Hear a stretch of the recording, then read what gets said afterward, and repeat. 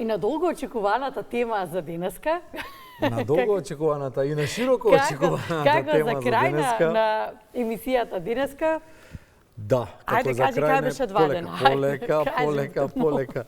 2 дена на Попова шапка, 2 дена на Шарпланина, 2 дена со 41-иот Шарпланински куп, најстарата, највозрастната, најеминентната, најелитната балканска скијачка манифестација. Гости во студиото, двајца од оние кои што беа на настанот, а на Skype ја имаме дамата, другата дама покрај Јована, нели? Во студиото денеска Ева Милеска ќе ни се јави од Битола, а Мирко Лазаревски и Антонио Ристевски, ја разрешивме вечната дилема, ни се гости ова утро во Македонија на утро.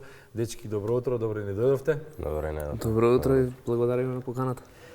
Јована, ќе отвориш со првото прашање? Добро утро, јас морам да кажам, вие одлично изгледате по поминати овие 2 дена на шапка Бранко, како ќе го опоравиме во наредните денови. На Ауспух ќе се опорави во Скопје, на издув. Па Што да правиме, тоа е. По 12 години се враќа манифестацијата. Ако треба прво да ве прашам колку е значајна за Македонија, важноста ќе ја дадеме со тоа што ќе кажеме, ќе потенцираме како прва на Балканот, колку е важна и за Балканот оваа манифестација. Со вас, Антонио, може? Да, па добро.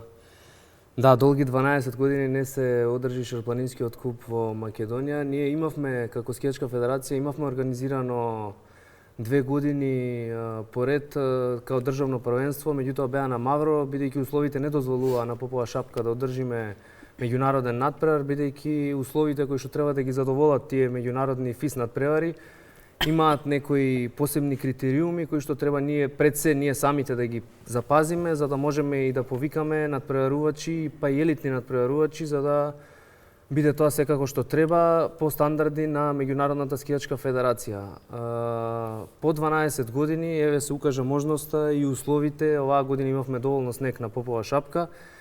Го одржавме Шарпланинскиот куп 41-ви, последниот 2013-та, јас бев учесник.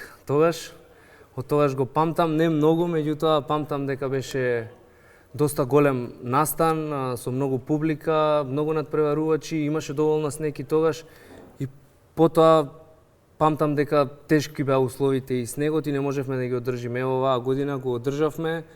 Повторно беа многу тешки условите, до пред 4 дена имавме минусни температури, но последните 2 дена кога беа надпреварите, беа температурите во плюс, што за нас е многу голем предизвик, за да со температури во плюс одржиме една таква манифестација, еден таков надпревар од светски ранг, бидејќи патеката треба да биде што е можно потврда и заледена, за да може да издржи од првиот до последниот надпреварувач. Ние со работната екипа, која што оваа прилика исто сакам да им се заблагодарам многу, што помогна, беа околу мене, јас како шеф на надпреварот и директор на тој надпревар, организиравме, ја направивме да бидат, да не кажам, перфектни условите.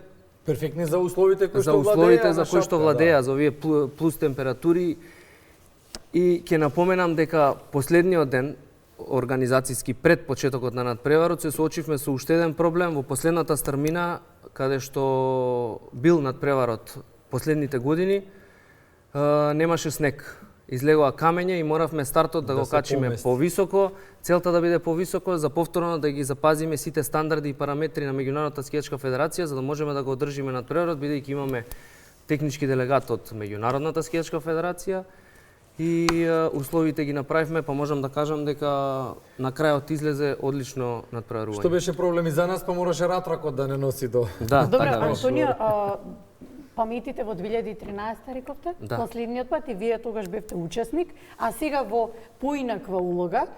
Како сега го доживувате оваа манифестација и колку ги следиме стандардите кои што се бараат од нас и колку се промениле работите од 2013 година?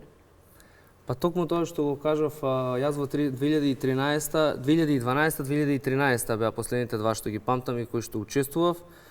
Условите и тогаш беа тешки, исто беше топло. Од пристапноста до... Од пристапноста, од жичарата, од условите на снег, бидејќи во сегашно време, во денешно време, многу е тешко да се организира надпревар без вештачки снег на патеките. Бидејќи вештачкиот снег е малце покомпактен, потврд, послабо се топи и нема толку влага во него. Природниот снег има многу поголема влага, меѓутоа тоа е за нас во прилог кога се температурите во плюс, бидејќи можеме да фрлиме така наречени хемии, во моментов беше тоа сол, природна сол, која што се фрла на патеката кога е мокро и таа се стврднува и се прави, да не кажам, леда на патеката. Така да, оваа година, по тоа што јас го искусив претходните години, кога било многу потешки условите и кога беа патеките помеки и не успевале нашите организатори, да не кажам тогаш, да ги направат перфектно како што јас очекував во тоа време, затоа оваа година се нафатив и си реков сам на себе дека ќе го направиме овој надпревар да биде барем од аспект на патеката да биде перфектен за надпреварувачите да можат слободно да го покажат тоа што најдобро го знаат и да немаме повреди, што и немавме. Со тој аспект сме многу задоволни и затоа се стремиме кон тоа и мислам дека успеавме да доведеме еден светски надпревар на падините на Попова шапка. Браво. Успеавме да го реанимираме, дише шарпланинскиот куп, да се надеваме дека ќе го видиме во сиот сјај веќе следната година. Сега Мирко Лазаревски, ти ја паметиш 2013 година или не ја паметиш?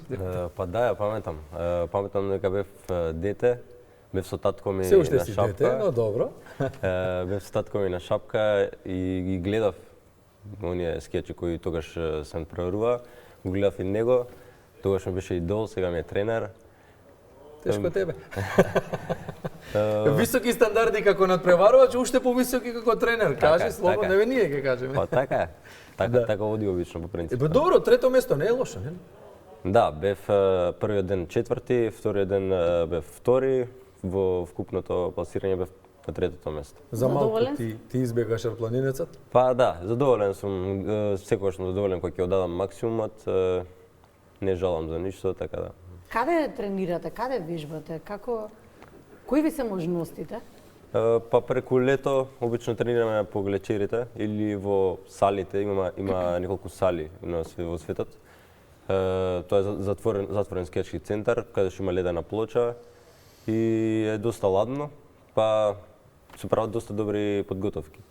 Кога одиме на глечерите, одиме обично во Австрија на Хинтертукс и обично тоа ни е, да кажам, зоната каде што одиме. Тоа ви е животот, далеку од дома. Имаме уште Кога сме еден на оваа тема, представник кој што е далеку од дома, тоа е Ева Милевска, која што се јавува на Skype ова утро од Битола, да видиме каква ни е конекцијата со Битола, да ја видиме Ева. Ева, Евче, добро утро. И се надевам дека слушна зашто зборувавме во оведните минути од разговорот. Ти си дама, те оставивме за на крајот, нели, јаготката доаѓа на врвот. Ева, како ти го виде шарпланинскиот куп 41-то издание и колку си задоволна од она што го прикажа? На Шар планина да се вратам, на вистина ме враќа на почетоците, затоа што и на Шар планина, но не на Шарпланинскиот куп, на детско првенство, јас одлучив да се пуштам по овие води, така да првата љубов за скијањето ми беше баш на овие патеки. Колку сум задоволна од тоа што го дадов од себе, мислам дека можев и повеќе, но сепак уште сум во рехабилитација после повреда и повеќе сум по брзите дисциплини отколку во техничките, а беше надпревар по слалом. Ева, Јована има едно прашање за тебе. Како функционираш толку далеку од дома на толку млада возраст? Ева, еве во Италија, така јас разбирам зошто е отидена во Италија, но шегата настрана од убавината на земјата и можностите кои што ги нуди конкретно за незиниот спорт, штета е што младите мора да ги бараат можностите надвор од нашата земја, па колку си задоволна од сето тоа што се пружа таму, што е за тебе благодет од можноста да се усовршуваш на такви многу посовремени, се разбира, можности од нашите? Како јас, така и сите на Балканот, ние мораме од мали и учени сме од мали да одиме надвор по државите, да го бараме снегот и тие перфектни услови за снег. Италија гледам и во светскиот куп дека најмногу италијанки има. Имаат навистина поинакви услови, еве и за брзите дисциплини.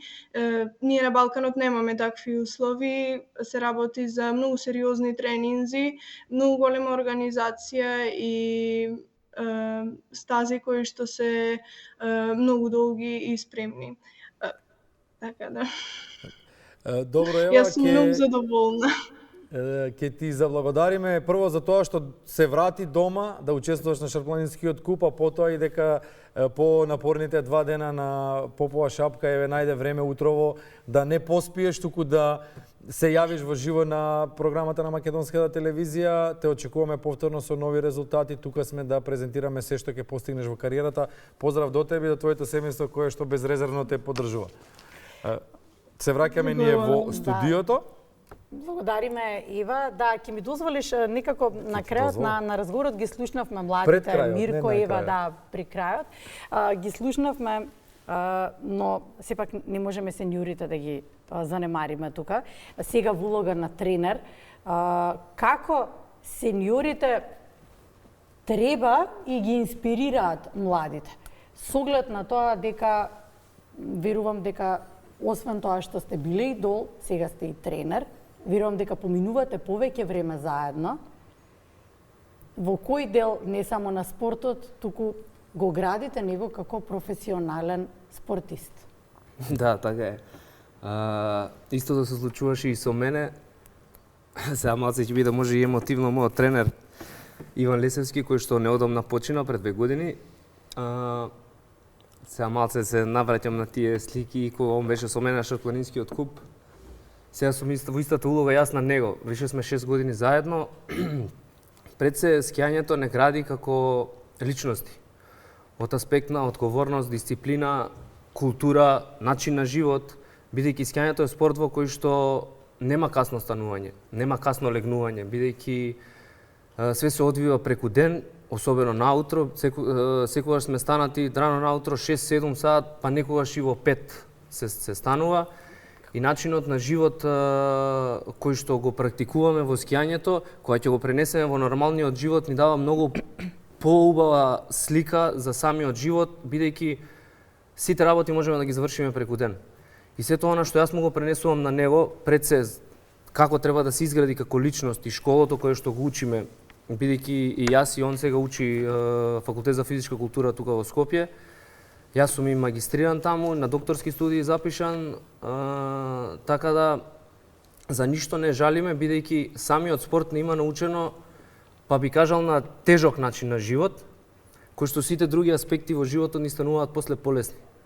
Затоа што одговорност и дисциплината која стекнуваме преку тоа скијање, на крајот доаѓа и техниката, начинот на скијањето, условите кои што он преку целиот тој период додека се тренира, бидејќи скијањето е спорт на искуство. Се гради со години, не е ова дека за една година ние можеме многу да направиме, бидејќи условите се такви каде што мораме да ги бараме снегот. Ние ги немаме салите или терените или тревите тука во околината и секогаш кога одиме на скијање, гледаме максимално да ги искористиме тие услови и преку тоа најмногу таму се учиме и за начинот на живот, и за скијањето, и за спортот, и за тоа како треба да се однесува, па еве и за телевизија, и за пред луѓе, и за дома. Вие имате голема одговорност. Вие Нема да кажеме градите каде еден беше вчера, човек. Мирко. До досите часови, Па, но оправдано, добро, дозволено. оправдано, да. Нели нормално мора човек да си пружи задоволство. Сега ќе финишираме со следното прашање, Мирко. Дали го сонуваш шарпланинецот и дали знаеш што значи тоа, бидејќи ние имаме тројца досега со тебе, надпреварувачи кои што се искачиле на подиумот, меѓутоа никој највисоко. Дали си свесен какви откажувања бара тоа малечко кученце што треба да го добиеш на крајот? Тој голем символ македонски. Па да, некои го гледаат само кученцето. Мене кученцето не ми представува толку голем трофеј, но убеден сум дека со многу работа, многу труд, од трето, следната годината потоа ќе успеам да стигнам и до шарпланинчета. ветувам дека ќе пробам и дека ќе дадам се од себе. Шарпланинчето е само илустрација на македонската традиција и на она што значи Шарпланинскиот куп и за Македонија и за регионот. Јована ќе води више разговорот, па имаме уште две вести од спортот. Да, благодарам.